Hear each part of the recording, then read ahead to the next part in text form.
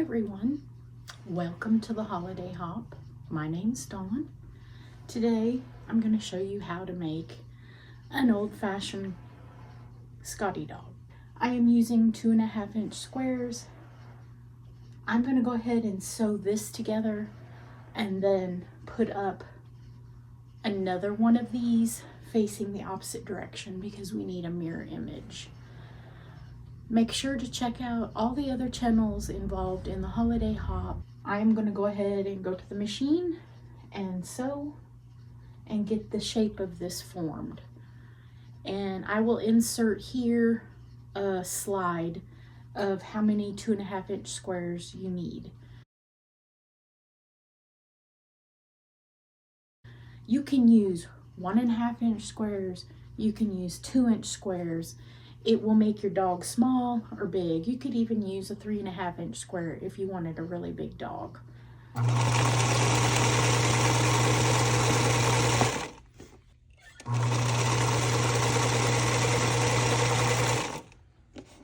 I am going to sew these in rows, so let me go get the other piece that goes here. Pressing on this really does not matter because we're not making anything substantial. We're just sewing squares together, so press however you want. Accuracy in your cutting also will not matter on this. It's just going to be a stuffed animal.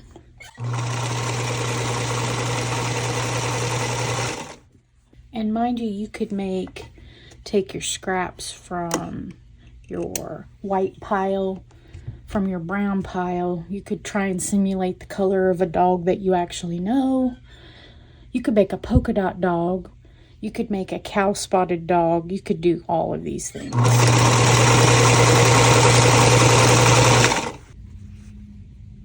You could even make a Scottie dog to match a quilt that you have made for someone. Okay. Let me sew this part on. Did I get that reversed? Darn. I got one of those pieces reversed, so my two turquoise are right next to each other. But you know what? It's a plushie. It doesn't matter. All right. And again, I'm going to back tack. I'm going to start stitching right at my 1/4-inch seam and back tack right here so that seam will not pop. All right, I have this half sewn. I am going to get my quilt batting and I am going to quilt this. This is the key to not, when you stuff the dog, to not give your dog cellulite, I guess you could say. Sometimes stuffing an animal, when you go to stuff it, it forms like hard clumps and the dog is clumpy, and we want to prevent that. So I am going to make the mirror image of this, and I am going to get batting and I'm going to go ahead and quilt. Most of these are just quilted simply with an X through all the squares. You could certainly have fun with this. You could do some zigzags to make fur and what have you. Have fun with the quilting part of this.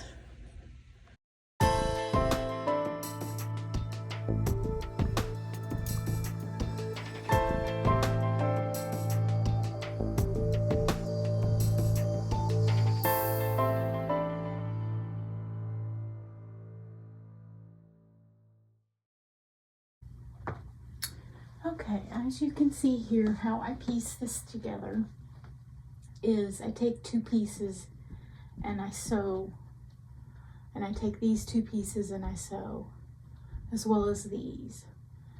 I will create 4 patches and then sew this in a strip, as well as this, and then I'll take these, sew them in a strip, and I'll join these. That's how this goes together. I'm going to go ahead and sew some more, take a photo so you can understand how to piece this. It really does not matter how you piece it. If you want to make 4 patches, there are 1, 2, 3, 5 4 patches in this. Or you could do 1, 2, 3, 4. I think it's better to sew them in strips here and here because you get more. So I'm going to go ahead and sew my 4 patches next.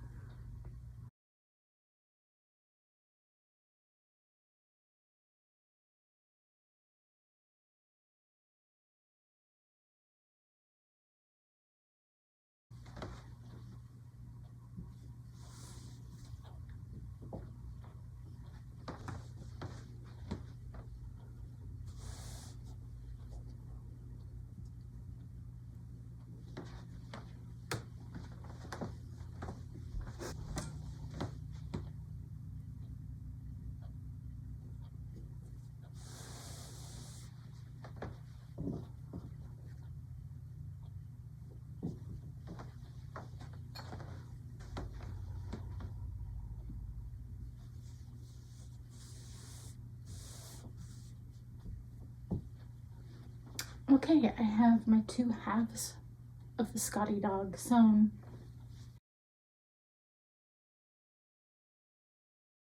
Okay, okay, so I have quilted the dog. Tips: stay away from the corners that you will be having to join the gusset edge. By me quilting this that close, it made it very, very hard to attach all of these pieces. So for the perimeter or the gusset of the dog, you're going to need 30 squares. Okay? And I've already sewn this on here. I recommend sewing a tube of squares. So let me pull that out. I've got another Scottie dog going.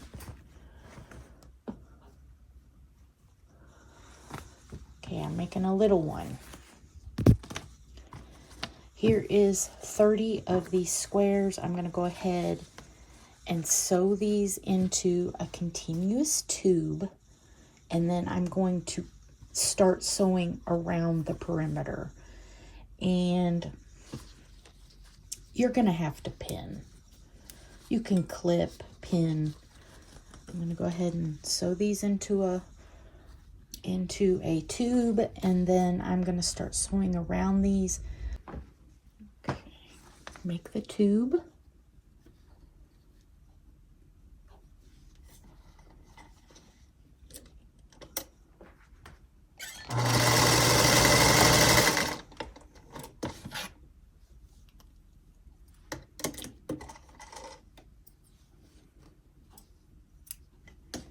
Alright, I have a continuous tube. I have not pressed this at all. I'm going to go ahead and start on my longest side because that's going to be the easiest place to start. And I am just going to start matching my seams. When I get down here,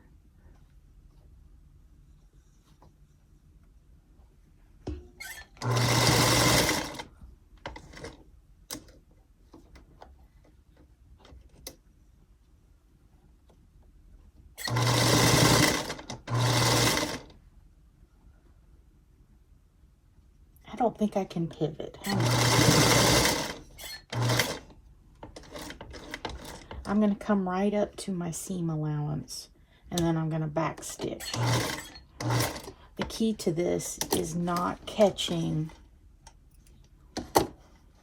this seam allowance when you pivot. And you may have to pop a couple stitches on this piece, but that's okay. And then you can pivot it.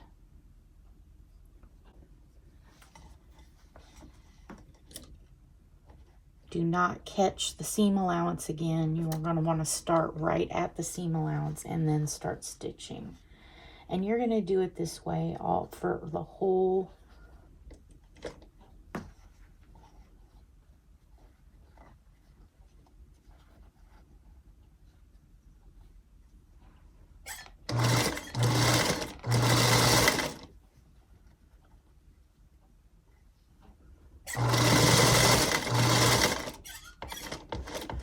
okay, again, stitching right up to the seam allowance, back stitching.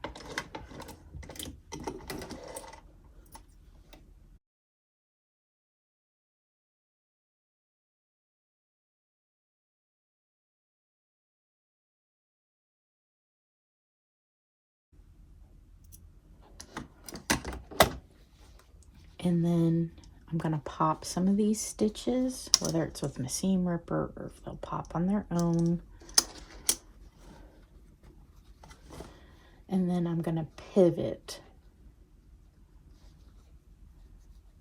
And this is where it's going to get tricky, is right here at this seam. So I'm going to pin this seam out of my way. So the little seam that is the dog's belly, you're going to want to move that out of your way. You do not want to pin on that at all. Or excuse me, you do not want to sew on any bit of that at all. Okay, I've pinned that out of my way to where when I come down, and mind you, when you're using bigger squares, this is going to be easier. I'm going to stitch up to my seam allowance, just like I did before, and then I will pivot. You start stitching. That is the key to this. And you're going to continue on with this until you have it sewn all the way around. And I am ready to join my other piece, and I'm going to do that now. We will be leaving a spot to turn. I recommend using either the front edge of this or the chest or the tail. I'm going to leave one of those spots open, and I am totally going to repeat what I just done on that little Scottie dog on my bigger one.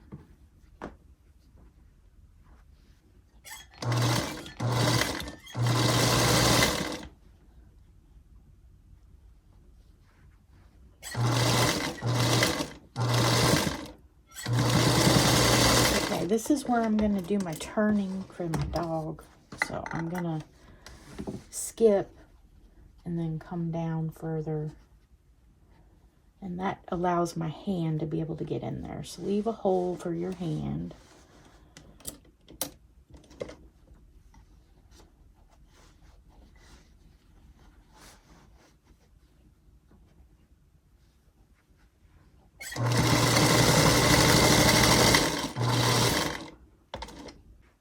Okay, my gusset is sewn on my Scottie dog.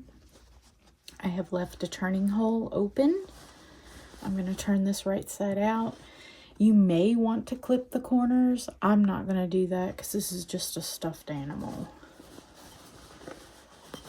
Hopefully, oops, left a pin in. Hopefully, I have left a big enough turning hole for this. Yeah.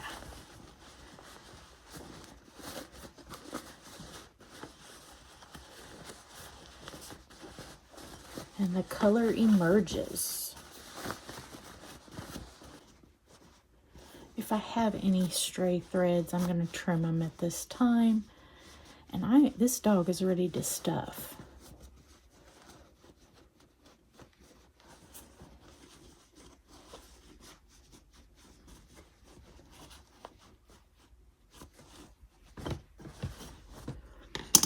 Okay, let me go get the stuffing. He turned out cute. All right, I have the dog stuffed.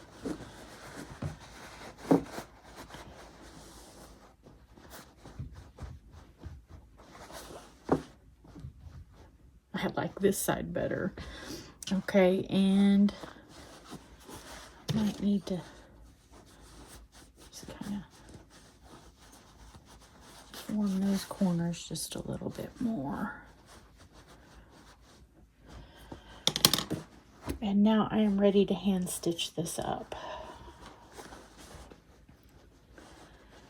And you're just going to use your 1/4 inch seam allowance. And let me get this pinned. Okay. So some of my stitches popped here, so I just hand stitched that. Before you stuff it, I recommend that you reinforce that seam. Wherever you turn it, that block needs to be reinforced. And I'm just going to hand whip stitch this closed. I want everyone to see that I hand sewed on this. It does not matter the quality of my stitches. If I'm going to go to the trouble of hand stitching something, I want everyone to know that I hand stitched it.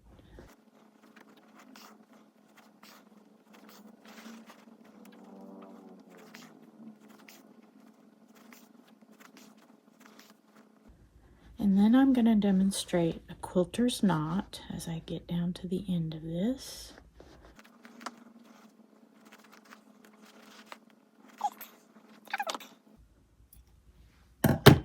I have cut my needle away. I'm going to take my 2 threads,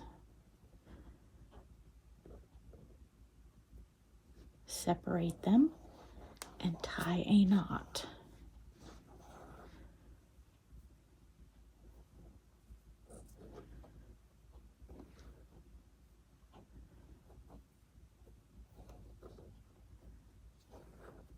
And I'm just tying a square knot 3 times.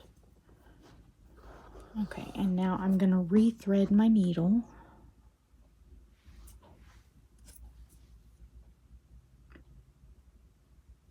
And I'm going to run both strands of this knotted thread through my needle.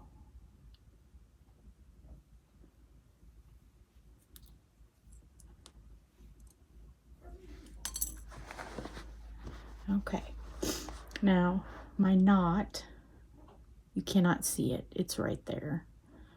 I'm going to come, I do not want to hide this in my seam allowance. I actually want to pop this stitch. Let's see, right next to that. So, pull the tails.